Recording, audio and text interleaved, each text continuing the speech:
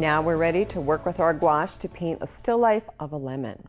In this lesson, we'll be creating depth by layering colors. We are going to create a realistic shape by thinking about directional mark making. We're going to emphasize value over local color. I'm beginning here with a board that has been gessoed twice, and it's got a wash over it. So I've been asking you to work with gouache opaquely. However, the ground, this is called a ground, has been used a little bit more washy. I didn't want it to be super thick because I don't want the paint to come back up. So I did a nice thin wash. You'll notice that it is a violet color because I want it to contrast and highlight as we come up to the yellowy lemon. So this is my reference photo. You've got one in your class material. We've got 2 photos of lemons. We've got one with 3, and I today will be painting for you the lemon with a section cut in half. So we're going to get going. The first thing I'm going to do is basically draw with my paint.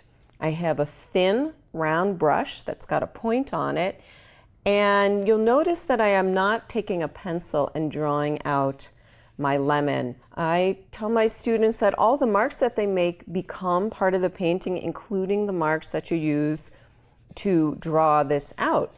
So I'm not going to be shy and use a color that I can hide or make mistakes with. I'm going to use a color I can see. If you make a mistake, you can just wash it out with a bigger brush. So there really are no mistakes.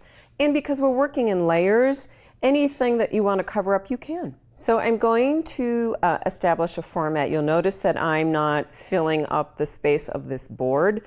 The board is cut to kind of a random size, but for my composition, I think I want to work kind of in a square. So again, I've mixed up a color that I can actually see, and I don't really care if my lines are straight. So I haven't used a ruler, and they're not too bad. So it's a very simple composition, but it can be a little deceptive. So I'm going to hold my reference material. You'll also notice that the photograph is mounted. You can mount the photo on a board, piece of cardboard, cut open a carton. That keeps it from flopping around. It keeps my fingers actually off the photo. And I am going to begin by just drawing out my lemon.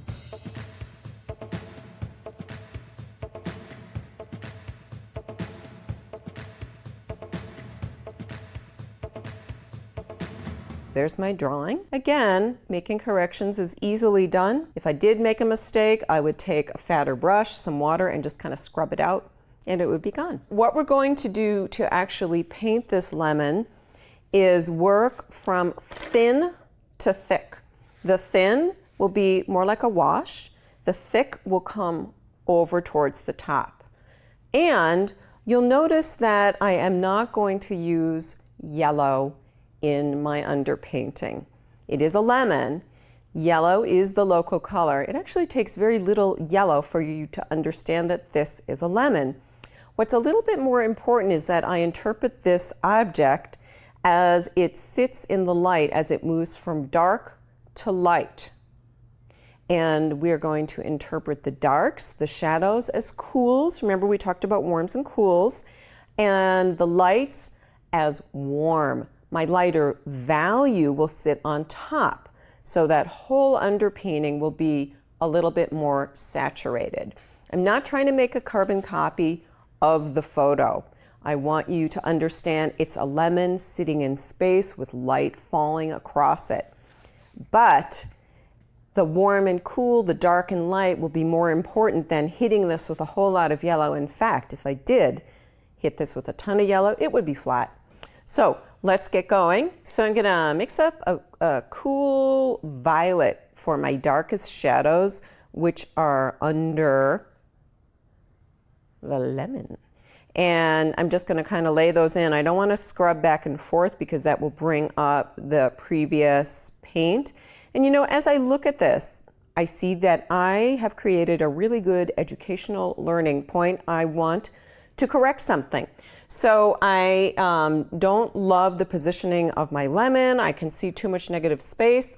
So I'm going to make a correction in a slightly darker color so I can see my new lines.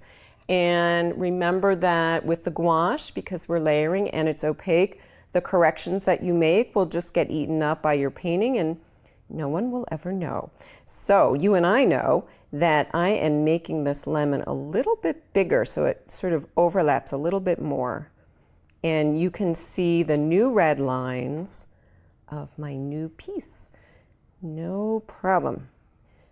And there we go. So now I have a bigger lemon wedge. Okay, so I've mixed violet for my shadowy areas, my darkest ones that sort of sit underneath. Okay, remember these are kind of washy. And then I am going actually into the lemon. Remember I'm using a bigger, kind of, I like to use the word sploochy brush. It's a little sploochier. And I think I'll use just like a straight up blue for some of the darker areas of shadow. Remember, we're going to just kind of like flood those on. Now, when you look at shadows, you'll notice that they don't end geometrically. They sort of move into each other, so I don't have a harsh edge. I am looking for areas of dark and light and contrast. So the darker shadows sit behind the lemon, kind of in there. And now I'm going to move to maybe like a warm blue for my next area of shadow. See how different that is? There's the cool, there's the warm. And that's kind of like my interim area of value. Kind of flood that on there. And if I see a similar value elsewhere, I can kind of flood that on as well, sort of in here as well. So I'm not using a small brush, I'm not being real detailed, not being real exact. What I'm doing is building form with color. And you'll notice I haven't used any yellow yet. So those are my shadowy colors. I want to move to some interim values. I'm going to go back to that red. Cleaning your brush was as simple as swish, swish, swish. I'm always using a paper towel to wipe. And here's my interim value. Kind of get a little bit in there. Still haven't used yellow. I think for my lightest value, I'll mix a secondary orange. Remember, I want to start with the yellow, the lighter one. Drop a little bit of that red into there. Remember, keeping it pretty watery. And we're going to kind of flood that in. So I'm always looking at my reference. And where else should that go? How about here? A little bit there. All right, now I haven't used any local color yet. Remember that local color is sort of the overall color. Let's have some fun with the background and the foreground. That is a place to have fun. What do you think? How about a green? Let's flood some green in. So again, I'm starting with my lighter color, which is a yellow.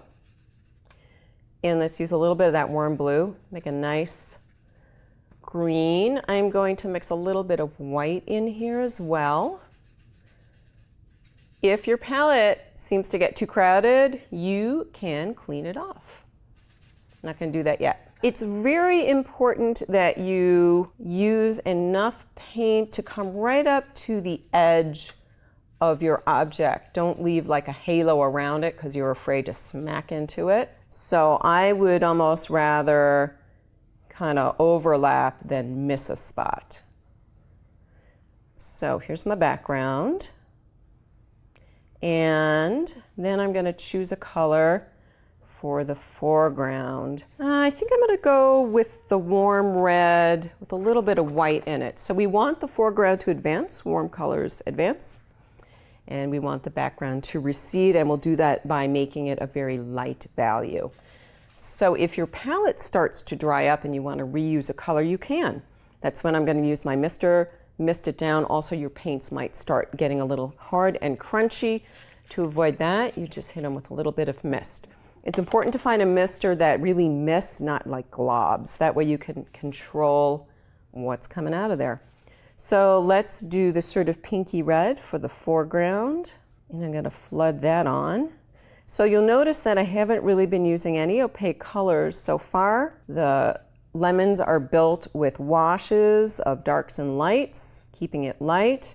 And what you see is a lemon-ish painting. The form is there, they're not the right color. We're going to get to that, but we need to let this dry. Because it's water-based, it's going to dry pretty quickly. If you have access to the outside, you can pop it into the sun. You could certainly also use a hairdryer, or you could just, go have a cup of coffee and come on back. So that's it. We're going to let this dry for a minute. Okay, now that my first washy layer has dried, I'm going to continue painting. Some things to keep in mind. I'm going to use thicker paint. I'm going to use my strokes directionally so I can catch the movement of this lemon, make it look round. I am going to keep some of the cool shadows, but I need to warm it up a little bit. I'm going to start mixing a little bit of white into my colors and let that underpainting show through. So I am going to switch brushes. You'll notice that I put down my big round sploochy round one, and I've picked up some smaller flats. So I'm going to work with those. I'm going to start using some more opaque paint and working on the layers, not scrubbing, not bringing up the previous layer, and eventually we'll get to some fun line work that goes on top.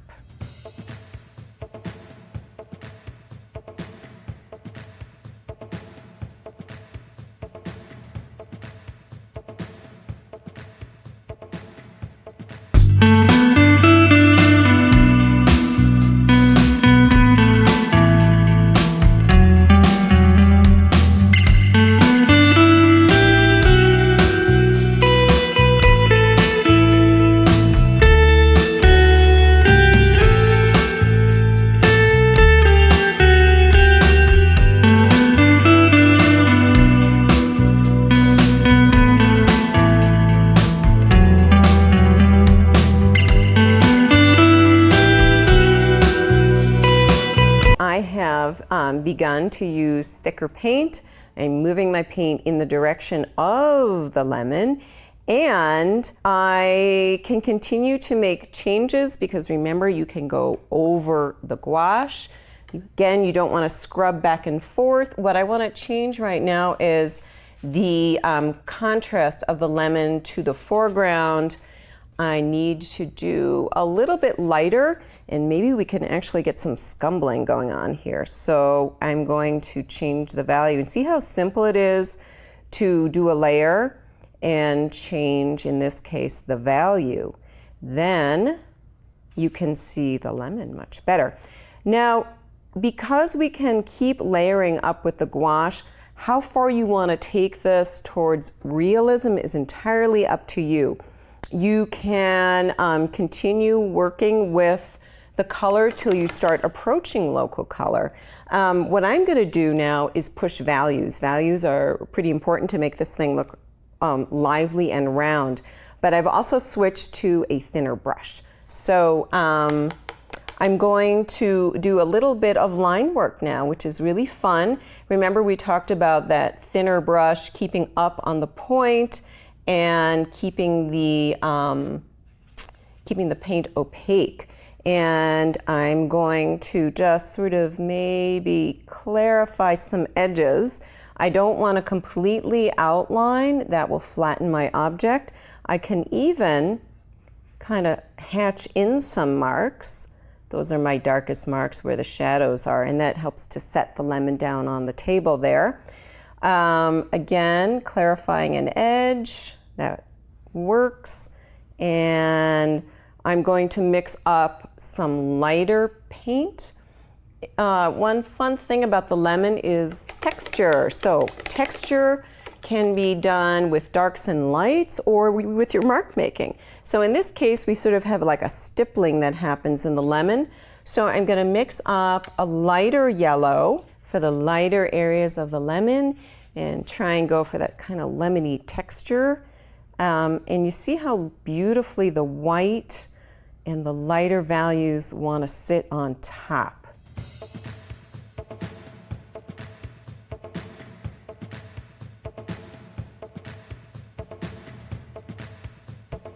Okay, so I'm going to put in a couple of more marks.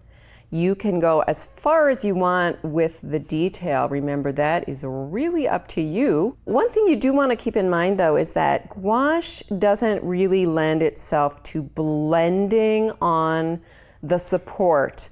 That's why I have sort of like a broken brush stroke that allows you to begin kind of mixing visually. Knowing when to stop is also really important. I'm going to do that, and we're going to talk about cleanup. Cleanup with water is really easy, but you do want to take care of your investment, which is your brushes. So what I like to do is get most of the paint off in the water, maybe wipe my brushes down, and then just go to the sink and use some regular old soap and water. But what's really important is that you do not leave them face down in your water source overnight, or really for any length of time. You're going to lose those beautiful points, and your flats, your brights will start splaying out. So once you've cleaned them, I like to reform the point, and then we're going to store the brush just like that, so it's ready and fresh for us to go next time. And that is my lemon in gouache water-based paint.